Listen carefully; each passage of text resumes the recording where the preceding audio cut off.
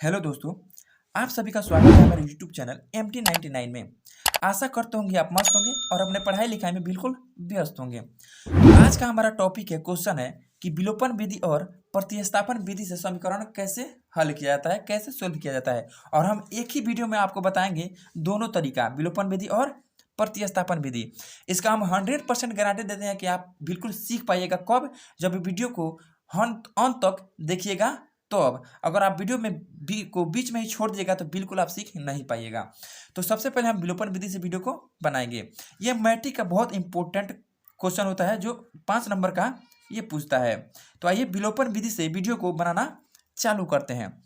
हमारा पहला क्वेश्चन है, हमारा पहला समीकरण है 3x plus 4y equal to 10 और दूसरा क्वेश्चन है 2x minus 2y equal to 2। तो जब हम विलोपन विधि से इसको सोल्व करेंगे तो ये 3x, अगर पहले समीकरण में 3x दिया हुआ है तो दूसरा अंक भी, दूसरे समीकरण भी सेम होना चाहिए। यानी कि अगर एक डिजिट, एक संख्या अगर 3x या 2x, यानी कि दोनों समीकरण 3x होता या फिर 4y और यहाँ पे 2y है, ये भी सेम होना चाहिए। माने कोई भी एक संख्या सेम होता है तो हम आसानी से विलोपन विधि से सोल्व कर सकते हैं। देखिए, विलोपन विधि का मतलब क्या होता है कि विलुप्त करना, यानी कि विलोप करना। तो कोई भी एक सेम होना चाहिए, या 3x सेम होना चाहिए, ये नीचे वाले में 3x होना चाहिए, यहाँ पे 4y है तो यहाँ भी 4y होना चाहिए। अगर सेम नहीं है तो उसको हम सेम बनाएंगे। क्या करेंगे कि पहले समीकरण में 2 से गुणा कर देंगे तो यहाँ पे 6x हो जाएगा, और दूसरे समीकरण में 3 से गुणा कर देंगे तो यहाँ पे 6x हो जाएगा। तो यहाँ पे हम क्या करेंगे, पहले समीकरण में 2 से गुणा कर देंगे तो यहाँ पे 6x हो जाएगा, पूरा में गुणा करेंगे। और दूसरे समीकरण से फिर यहाँ पे हम किस में करेंगे, 3 से कर देंगे पूरा में। तो यहाँ पे लिखते हैं गुणा करके 3 दूना 6x प्लस 4 दूना 8y इक्वल टू 10 दूना 20। ये हमारा निकल के आ गया तीसरा समीकरण। अब हम नीचे दूसरे समीकरण में 3 से गुणा करना है तो चौथा समीकरण बनेगा हमारा 3 दूना 6x माइनस 3 दूना 6y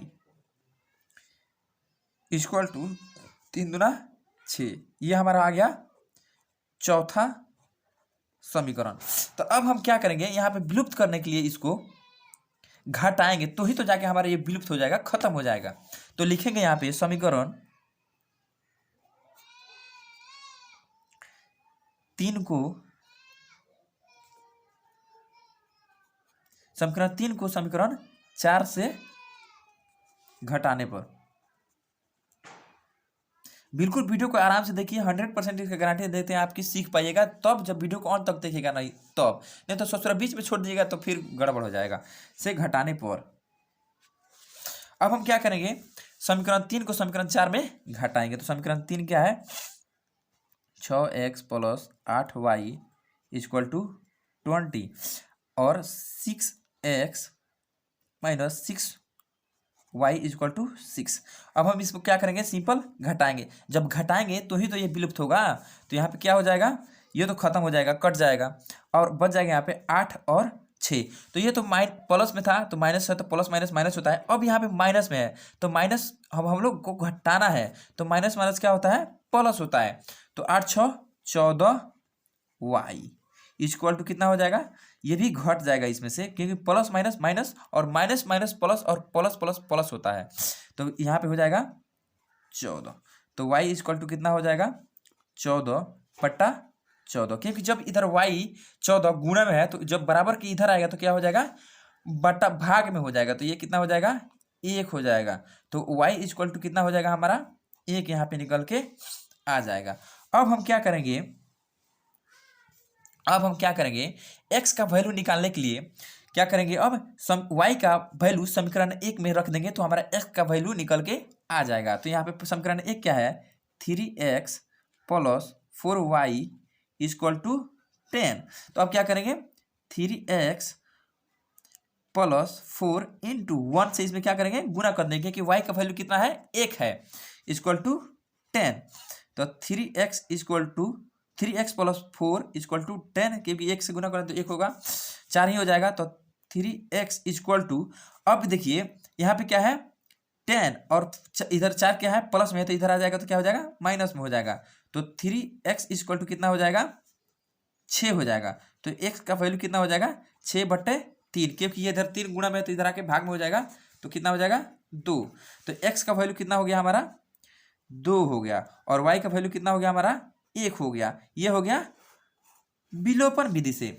विलोपन विधि से हमें समझ में आ गया। अगर आपको समझ में आ गया हो तो प्लीज़ लाइक कीजिए, कमेंट कीजिए, और अगर नहीं भी समझ में आया तो वीडियो में कमेंट करके बताइए कि हमको समझ में नहीं आया, फिर हम एक और आसान तरीका से और भी अच्छा तरीका से वीडियो बना के आपके पास भेजेंगे। अब हम सीखेंगे प्रतिस्थापन विधि से।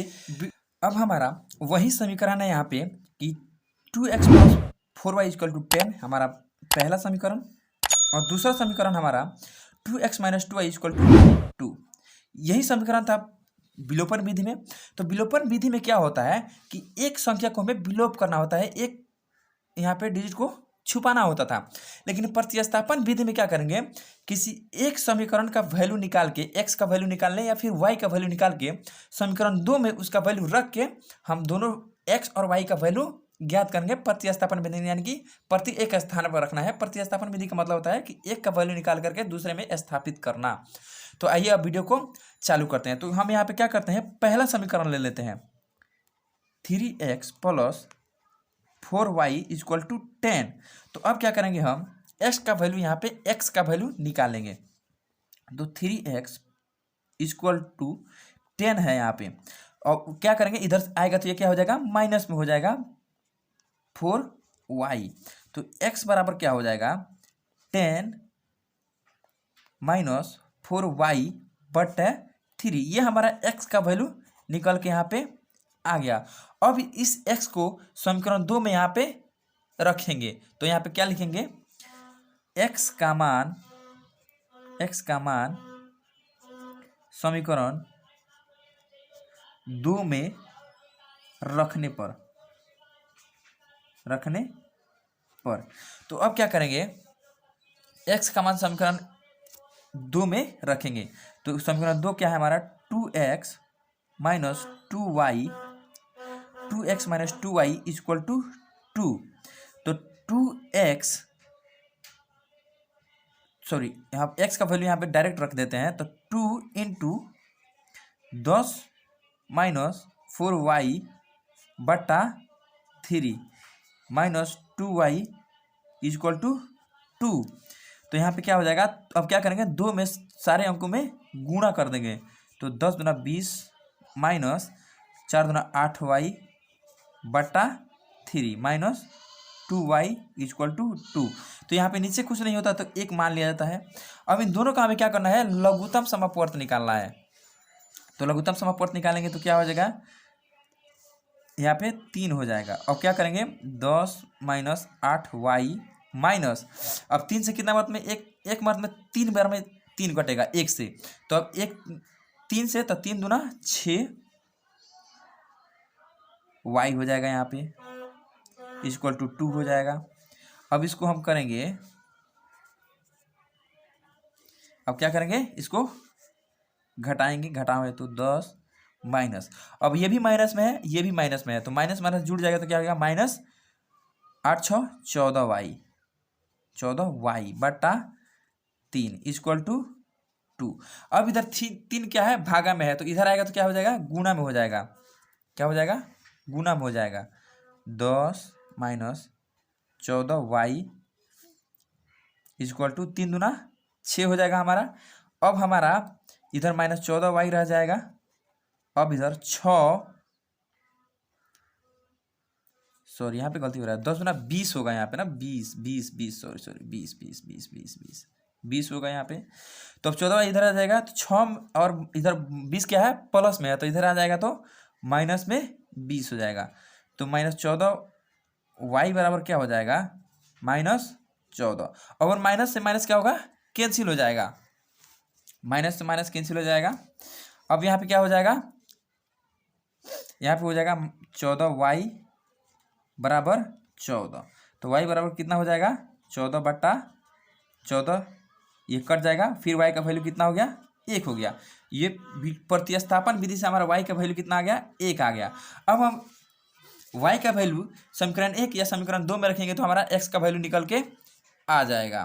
तो अब क्या करेंगे, y का वैल्यू समीकरण 1 में रखेंगे। तो समीकरण 1 से समीकरण 1 क्या है? 3x plus 4y equal to 10। तो फिर 3x plus 4 into 1 equal to 10। तो 3x बराबर 10 माइनस 4। तो 3x बराबर 6। तो x बराबर 6/3 यानी कि 2। तो हमारा x का वैल्यू यहाँ पे निकल के आ गया, x इक्वल टू 2 और y इक्वल टू 1। ये हो गया हमारा प्रतिस्थापन विधि। तो आशा करते होंगे आपको वीडियो बिल्कुल समझ में आया होगा। अगर वीडियो आपको समझ में आया तो वीडियो को लाइक कीजिए, कमेंट कीजिए और अपने दोस्तों के पास शेयर कीजिए। आज के लिए इतना ही, फिर मिलते हैं अगली वीडियो में। जय हिंद, जय भारत।